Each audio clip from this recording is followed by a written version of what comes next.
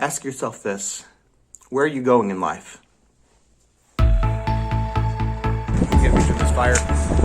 Fire! Think about where you want to go and make a plan as to how to get there. It's actually pretty simple to get from point A to point B. You got to keep moving.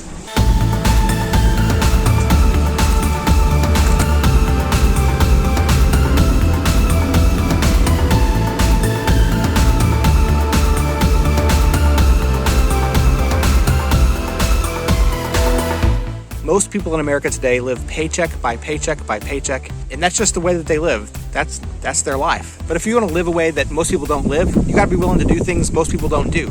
Right now, I'm in the middle of nowhere, Dominican Republic. This is a beautiful place, but in order to get here, I had to hike here. We climbed up a whole bunch of stairs. We went through a river, and each part of the journey was fun, but we had to embark on the journey. Life is a journey. In order for you to get to where you want to go, you have to embark on the journey, and you have to enjoy the journey. Every step of the way today, we could have been like, man, this is hot, man, this is hard, but we've enjoyed the journey. My wife's here with me.